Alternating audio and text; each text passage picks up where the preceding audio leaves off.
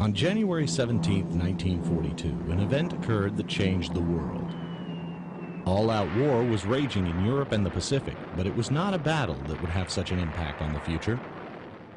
It was a simple birth in Louisville, Kentucky, for on that day in this small southern town, a man was born who would alter the course of sports, media, and social commentary in the 20th century. I must be the greatest. He would be known as the Louisville Lip, Mighty Mouth, and in his own words, the greatest of all time.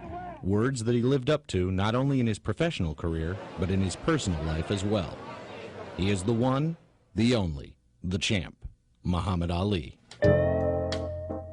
Born to proud parents, Cassius and Odessa Clay, there was little indication that this, their first child, whom they dubbed Cassius Marcellus Clay Jr., would one day not only challenge the finest fighters in the world, but the world itself.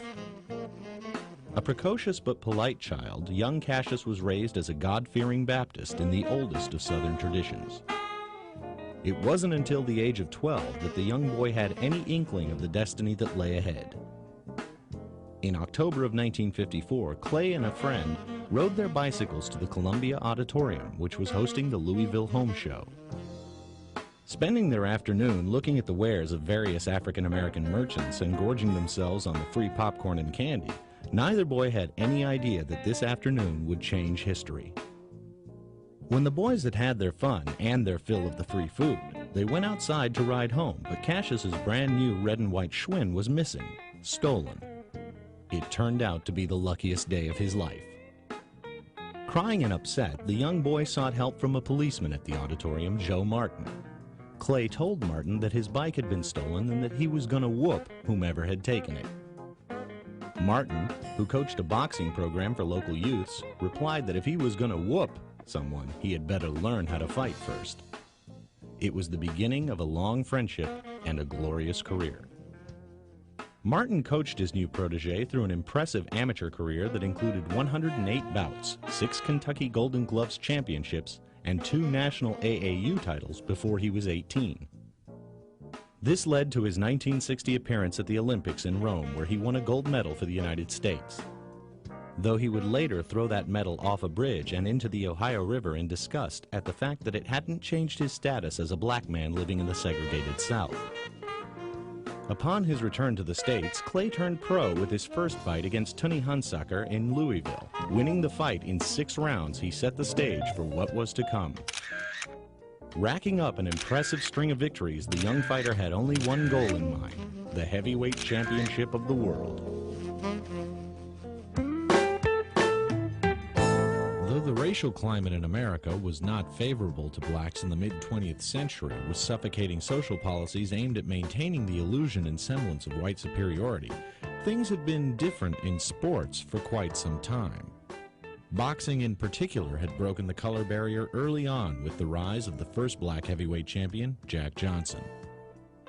Johnson, who had begun boxing at the age of 16, had captured the heavyweight title from Tommy Burns in 1908. The idea that a black man could hold the heavyweight title so enraged whites that they began searching for what writer Jack London called a great white hope. London and the rest of the whites who were offended by Johnson's success soon found the man they were looking for in former champion Jim Jeffries. The two men finally met each other in the ring on July 4th, 1910. Johnson retained his title, but the price for it would be blood. Enraged whites went on a rampage after the fight, killing and injuring many blacks in the process. Johnson would continue to defend his title. However, the government soon charged him with a violation of the Mann Act, which made the transporting of women over state lines for immoral purposes illegal. And just who did they charge him with violating? His wife. Though he had broken down some of the racial barriers blocking his people from true success in American society, Johnson's flamboyance and in-your-face attitude made him very unpopular with the powers that be. Joe Louis, on the other hand, would emerge not only as a hero to black Americans, but as a champion admired and beloved by the entire world. He had begun boxing at the age of 10 when his family moved from Alabama to Detroit. By the age of 20, he had won his first Golden Gloves title. After turning pro, he won an impressive 12 bouts in his first year alone. It culminated with his defeat of former champion Primo Carnera before a Yankee Stadium crowd of 62,000. He seemed invincible, that is, until he met Max Schmeling. Schmeling, a German fighter with a reputation as a hard hitter, knocked Lewis out in the 12th round on June 19, 1936. The loss would sting long after the fight was over. In 1937, Lewis won the heavyweight title by defeating James Braddock with an 8th-round knockout. After winning, Lewis said simply, "I don't want anyone to call me champ until I beat Schmeling." He did just that in 1938. By this time, Schmeling stood as one of the most potent symbols of Adolf Hitler's racial philosophy. Although he was opposed to the Nazi regime and would ultimately help Jews escape the terror of the Holocaust by smuggling them out of war-torn Germany. His defeat at the hands of a black man, however, had the effect of making Lewis a worldwide hero. That effect was made ever more powerful during World War II when Lewis stepped out of the ring and into an army uniform, putting his career on hold in the defense of his country. When he returned to the ring after the war, he continued defending his title with the success that he had had before the conflict. When he retired in 1949, Joe Louis had been champion for over 12 years and had defended his title successfully more times than any man before or since. Years later, another young black fighter would carry on in the tradition of both Johnson and Lewis, combining the flamboyance and outspokenness of one with the character and skill of the other. But Cassius Clay was not yet the heavyweight champion of the world. That prize was currently in the brutish hands of Sonny Liston, a tough bruiser of a fighter who saw the exuberant newcomer as little more than a loudmouth pain in the neck. Clay had started a harassment campaign against Liston, trying to force a fight, even going so far as to rent a bus and drive it to Sonny's house while calling him a coward and a bum through a bullhorn. I'm gonna hurt you, I'm gonna hurt you, you crazy. I'm gonna hurt you till you fight me. The whole situation finally came to a head when Clay approached Liston at the Desert Inn in Las Vegas, where the champ was shooting craps and losing. Liston was in no mood to be harangued by the mouth from the south. Drawing a gun, Sonny fired, frightening his young tormentor into a hasty retreat. The gun was filled with blanks. But Cassius had gotten what he was after, a shot at the heavyweight title. During the build-up to the fight, Clay became a worldwide celebrity, mostly due to the fact that he never seemed to stop talking. How about a prediction on what round you'll defeat Sonny Liston? I predicted 8 on Sonny Liston, but he kept popping off about I talk too much, I need a glove down my throat, and it's going to take a doctor to cut it out, and he made me mad, and I had to cut that prediction from 8 rounds to 6 rounds. Liston must fall in 6. If you like to lose your money, then be a fool and bet on Sonny.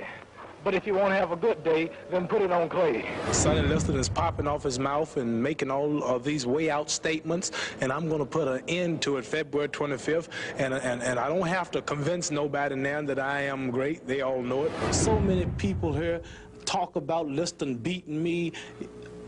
I'm unranked. It will be no match. Oh, I'm so glad. I'm going to make all of them shut their mouths. Well, what about this grudge that's supposed to be going on? Well, I don't know nothing about no grudge or nothing. All I want to do is fight and get this thing out of the way. You just soon go right now? Is that all right? And now, ain't it? When I was at his home in Las Vegas, 5 policemen had to come with dogs to break us up. For those of you who won't be able to see the Clay Liston fight, here's the 8th round exactly as it will happen. Clay comes out to meet Liston, and Liston starts to retreat. If Liston goes back in his father, he'll end up in a ringside seat. Cassius was such a brilliant self-promoter that he once conned Life magazine into running a 5-page photo exclusive on his underwater training regimen. In truth, he had no such regimen. He couldn't even swim. He also posed for some publicity photos with 4 guys who had also just become a worldwide sensation the week before, although many in the American press said that they were just a passing fad. On February 25, 1964, Cassius Clay challenged Sonny Liston for the heavyweight championship of the world in Miami, Florida. I don't care how small the ring is, I'll fight that chump in a telephone booth. The fight was a sensation, Clay was the 8-1 underdog, and not many people gave him much of a chance of beating the more seasoned and hard-hitting Liston due to his lack of ring experience. Cassius, however, was not lacking in confidence. Showing all the skill and grace for which he would one day be remembered, the younger challenger dominated the older champion by simply outboxing him. After a grueling 6th round, Liston refused to answer the bell for the 7th, thus making Cassius Marcellus Clay Jr. the new heavyweight champion of the world. I was getting ready to take him in the 8th, as you can see, but the man stopped it just to keep him making me look so great. I say, now, give us that poetry on number 7. He wanted to go to heaven, so I took him in 7. You took him in 7. I am the king of the world. Hold it, hold it, hold it. Hold it, you're not that pretty. I'm a bad man. I shook up the world. Oh, I'm so great. Oh, I shook up. And what makes it so good, all of these hypocrites, you can't call it a fix. You can't call it a fix because I didn't stop the fight. The doctors had to stop it. Oh, I'm so pretty. I shook up the world. Now, I'm through talking. Come on now. I'm through talking. Now, you write the result. The new champ wasted no time causing controversy. He announced to a world still stunned by his unexpected upset that he had joined the Nation of Islam, a militant black Muslim group that was headed by Elijah Muhammad. He was also seen in the company of the group's most vocal frontman, the controversial and outspoken Malcolm X. White America was not sure what to make of their new champion, or of his new name, Muhammad Ali. Cassius Clay is a name no more, is that right? Yes, sir. It's Muhammad Ali. Muhammad means worthy of all praises, and Ali means most high in the Asian African language. How long have you had the name? Well, for about 2 weeks now.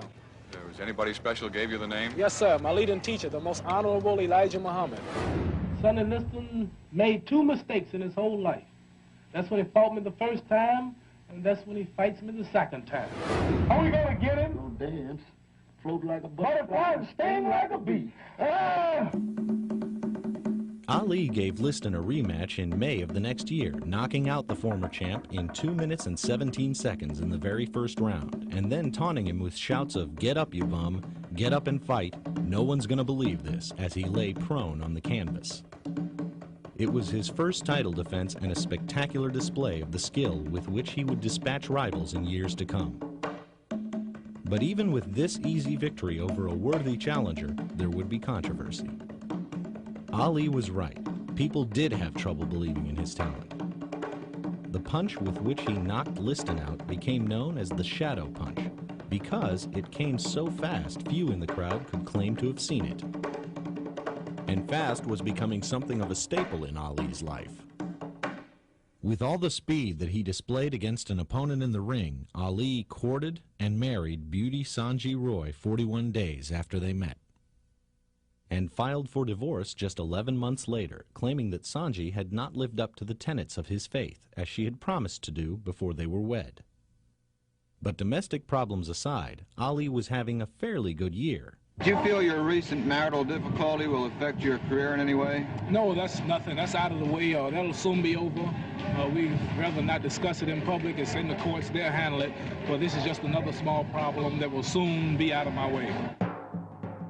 On November 22nd, he defended his title against former champ Floyd Patterson. Patterson had fought Sonny Liston prior to the Liston-Clay fight in an attempt to reclaim his heavyweight title for a 3rd time. Having already had 2 reigns as world heavyweight champ, Floyd Patterson was in a class all by himself. But then again, the new champ was no shrinking violet. Patterson had spoken out against the black Muslims in the weeks prior to the fight, and refused to call him by his Muslim name, preferring to call him Clay instead. Ali made him pay for that oversight by punishing him until the referee stopped the fight in the 12th round.